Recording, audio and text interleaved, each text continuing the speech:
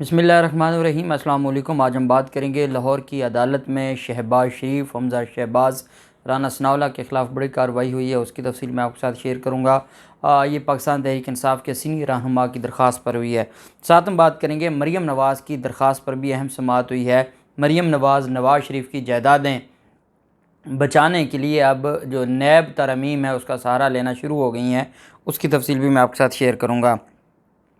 आखिर में हम तफसील से बात करेंगे कि एजाज़ुल हक़ की जो मुलाकात हुई थी साबिक़ वज़ीर आज़म इमरान ख़ान के साथ, आज उन्होंने ख़ुद ही उस मुलाकात से पर्दा उठा दिया है।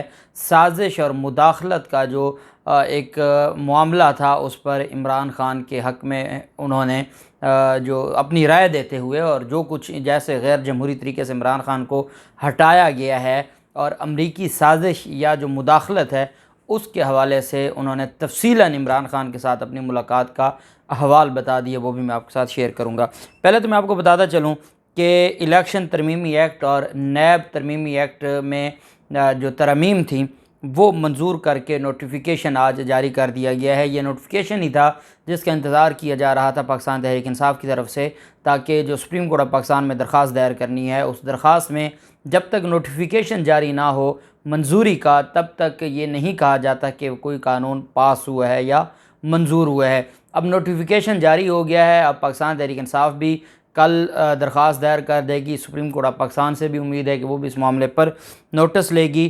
ये जो दोनों बिल हैं, आइन के आर्टिकल 75 की सब आर्टिकल 2 के तहत पार्लियामेंट में दोनों कवानीन मंजूर किए गए। दोनों बार सदर मुमलिकत ने वो बग़ैर दस्तखत के वापस भेज दिए थे और फिर उन्होंने मुश्तरका इजलास बुला के उसको मंजूर करवा के बग़ैर सदर ने अगर दस्तखत नहीं भी किए तो वो आइन के मुताबिक कानून बन गया और उसका इंतज़ार किया जा रहा था। ये जितने बड़े माफियाज़ हैं, जिस दिन मनी लॉन्ड्रिंग आमदन से ज़्यादा सासाजात केस की समाअत थी शहबाज शरीफ की, ये पिछले हफ्ता ही नैब ने जो इनके ख़िलाफ़ केस बनाया था, जिसमें सलमान शहबाज भी हैं, नुसरत शहबाज भी हैं, जवेरिया अली भी हैं, राबिया इमरान भी हैं, शहबाज शरीफ की बेटियां भी हैं।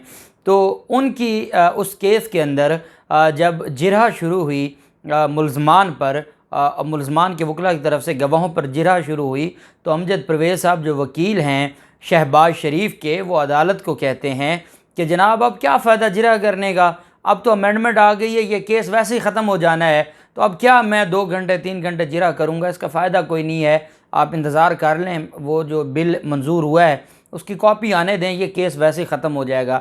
जब आमदन से ज़्यादा असासा जात का केस ख़त्म हो जाएगा तो उसके बाद तो शहबाज शरीफ के ख़िलाफ़ कोई मेजर केस नैब का तो नहीं बचता। रमज़ान शुगर मिल केस है, उसमें 18 करोड़ के नाले का एक मामला है और वो भी अब ख़त्म कर दिया गया है नैब कानून में से। उस पर जो नैब में इनकी बरीयत की दरख्वास्त पहले पेंडिंग है उसका सहारा लेके वो भी ख़त्म करवा देंगे। आशियाना हाउसिंग रेफरेंस भी ख़त्म करवा देंगे और जो एक वही केस जा बचेगा FIA वाला, और वो FIA में भी आप जैसा कि हमारा निज़ाम है, जिस तरीके से अदालतें आजकल रिलीफ़ दे रही हैं, अदालतें पॉइंट ख़ुद निकालती हैं। वो मैंने कल आपको बताया था कि एक असिस्टेंट अटॉर्नी जनरल साहब कहते हैं कि मैं रिज़ाइन कर रहा हूँ क्योंकि मैं इनको दिफ़ा नहीं कर सकता। तो मैंने कहा था कि इनको दिफ़ा की ज़रूरत ही नहीं रही, अब तो अदालत तुल गई है कि इनको इंसाफ देना है और वो ख़ुद पॉइंट्स निकालते हैं, वो दूसरों की ज़ुबान में रिलीफ़ देने वाले अल्फाज ख़ुद डालते हैं ताकि इनको रिलीफ़ दिया जा सके। ये बदकिस्मती है। बहरहाल मरीम नवाज़ ने एक दरख्वास्त दायर की थी तोशा खाना रेफरेंस में। अब जब हम तोशा खाना कहते हैं तो बिलावल ज़रदारी, अब इसको तोशा खाना कहते हैं, और बिलावल ज़रदारी की दादी भी फ़ौत हुई है, आसफ़ ज़रदारी की वालदा, अल्लाह उनके दर्जात बुलंद करे। खैर, उसमें जो तोशा खाना रेफरेंस है उसमें जो दरख्वास्त थी, मरीम नवाज़ ने यह दरख्वास्त दी थी कि नवाज़ शरीफ की सारी जायदादें नीलाम होने का ऑर्डर इस्लामाबाद हाई कोर्ट तक ख़त्म हो गया था। उनकी जो अपीलें हैं वो खारिज हो गई थी और अदालत ने नैब अदालत का जो नीलामी का मामला था उसको बरकरार रखा था, उस फ़ैसले को। वो फिर फ़ैसला आ गया DC लाहौर के पास। DC लाहौर ने नीलामी के लिए शेड्यूल जारी कर दिया और फिर ये जो ऑपरेशन रजीम चेंज है वो हुआ और उसके बाद फिर सारा कुछ ख़त्म हो गया। मरीम नवाज़ ने एक दरख्वास्त दी हुई थी कि जो मरी में इनका जो एक महल है और इसी तरह से हरीपुर में भी एक महल है, तो ये दोनों उनकी नवाज़ शरीफ की जायदाद नहीं है, ये इनकी वालदा कलसूम नवाज़ की जायदाद थी, और क्योंकि उनकी डेथ हो चुकी है तो उसके बाद मरीम नवाज़ बतौर वारिस, क्योंकि इनका भी विरासत का बेटी होने के नाते हिस्सा है, वो नवाज़ शरीफ की नहीं है बल्कि वो कलसूम नवाज़ की थी। और उसमें जो मरीम नवाज़ का हिस्सा है, मरीम नवाज़ अपने हिस्से की हद तक गई थी दरख्वास्त लेकर, और ये दरख्वास्त 2 साल से चली जा रही है। काजी मिसबा एडवोकेट साहब वकील हैं मरीम नवाज़ के, और नया प्रोसिक्यूटर वसीम जावेद भी अदालत में पेश हुए, और अदालत को ये बताया गया कि जनाब अब हालात वो नहीं रहे, अब एक तो हमारी अपनी हुकूमत आ गई है, उसके मुताबिक हमने जो जो हमारे ख़िलाफ़ केसेस थे हमने उन्हीं के मुताबिक हर शिक हमने अपने केस के मुताबिक तरमीम करके हमने उसका नोटिफिकेशन जारी कर दिया है, और वो मंजूर हो जाएगा। तो आप थोड़ा सा और इंतज़ार कर लें, हमारी दरख्वास्त को पेंडिंग रखें, और हमारी उस दरख्वास्त पर तब फैसला सुनाइएगा जब हमारा बनाया हुआ कानून आ जाएगा। उस कानून में वैसे नवाज़ शरीफ को क्लीन चिट मिल जानी है। नवाज़ शरीफ को क्लीन चिट मिलेगी तो सारे जो जुर्माने हैं, जो उनकी जायदादों की नीलामी है, ज़ब्तगी है, वो सारा कुछ ख़त्म हो जाएगा ना। अब तो ऑपरेशन रजीम चेंज ने पूरा जो इन्वायरमेंट है वो चेंज कर दिया है। मरीम नवाज़ ने अदालत से कहा, काजी मिसबा एडवोकेट साहब के ज़रिए, कि आप थोड़ा सा जहाँ आपने 2-2.5 साल पहले हमें रिलीफ दिया है और दरख्वास्त को आप चलाते गए, अब मेहरबानी करके हमें मज़ीद टाइम दें ताकि हम नैब कानून के मुताबिक इसका फ़ैसला करवा लें।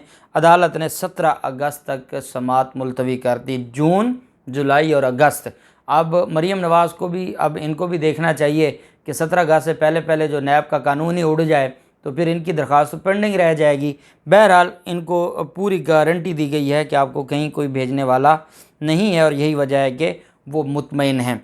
दूसरी तरफ वज़ीर-ए-आज़म और दीगर के ख़िलाफ़ मुकदमे की दरख्वास्त पर अहम समाअत हुई। पाकिस्तान तहरीक इंसाफ के रहनुमा ज़ुबैर नियाज़ी की जानिब से ये दरख्वास्त दायर की गई थी। सेशन अदालत में अंदराज मुकदमा की ये दरख्वास्त है। शहबाज शरीफ और हमज़ा शहबाज, राना सनाउल्लाह और बाकियों के ख़िलाफ़ ये दरख्वास्त दायर की गई थी। अदालत में समाअत हुई और अदालत को ये बताया गया कि PTI के आज़ादी मार्च के पुरअमन तौर पर हम लाहौर से निकले। पुलिस ने पुरअमन शुरका पर बदतरीन तशद्दुद किया। उन्होंने कहा कि हमारे साथ ज़्यादती हुई। 25 मई को जो पुरअमन आज़ादी मार्च पर इन्होंने शेलिंग की, इन्होंने हमें ख़वातीन को मारा, बच्चों को ज़दोकोब किया, वकला पर हमला किया। इस वजह से इनके ख़िलाफ़ मुकदमा दर्ज किया जाए, और 25 जून को अदालत ने पुलिस से जवाब तलब कर लिया है। 3 दिन की तारीख़ दी। अदालत ने कहा कि 25 जून को आप जवाब जमा करवाएं।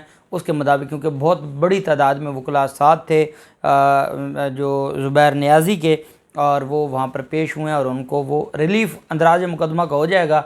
आगे हाई कोर्ट से एक दफ़ा ये स्टे ले भी लेंगे तो वो मामला फिर अल्टीमेटली, अगर पाकिस्तान तहरीक इंसाफ की जो टीम है और वकला हैं, अगर वो मैनेज नहीं होते तो ये जो अंदराज मुकदमा की दरख्वास्तें हैं ये हाई कोर्ट तक, इनकी जो इन्होंने चैलेंज किया वो खारिज हो जाएंगी, क्योंकि बहुत मटीरियल मौजूद है। जैसे जो दूसरी तरफ दरख्वास्तें हैं जो गाड़ियों पर जो डंडे बरसाए गए यास्मीन राशिद के, तो वो बड़ी स्ट्रॉन्ग जो इनके ख़िलाफ़ दरख्वास्तें हैं, और उम्मीद की जाती है कि अगर ये इस सारे मामले को लेके चलते हैं आगे अच्छे तरीके से तो अदालतों से रिलीफ़ मिल जाएगा।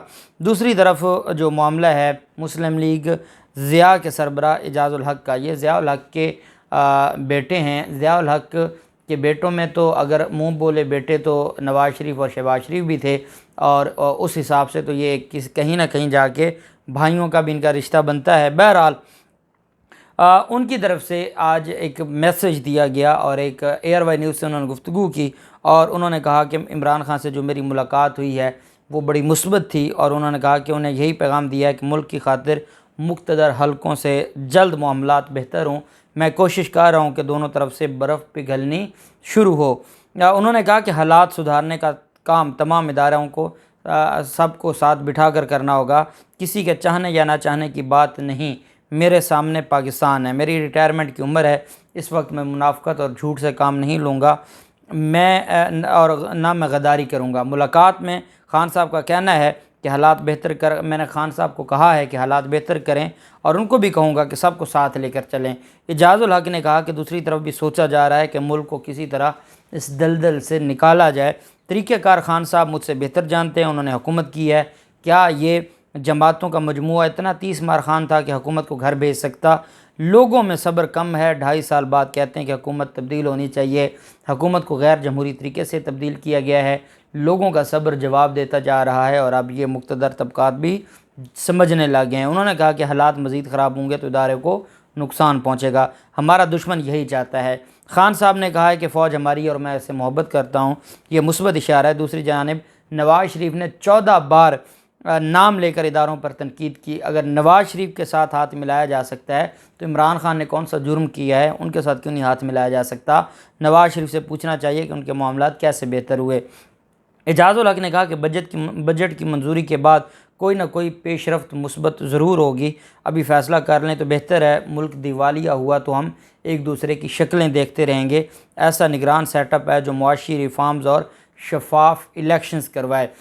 उनकी तरफ से बेसिकली जो पैगाम दिया गया है वो यही है कि मेरी इमरान खान को मैं जो पैगाम पहुंचाने आया था वो निगरान सेटअप के हवाले से था। बजट मंजूर होने के बाद जो निगरान सेटअप है उस पर मुशावरत थी ताकि निगरान सेटअप बने और वो साफ़ और शफाफ इलेक्शन के लिए, और वो निगरान सेटअप भी इमरान खान की मुशावरत से बने।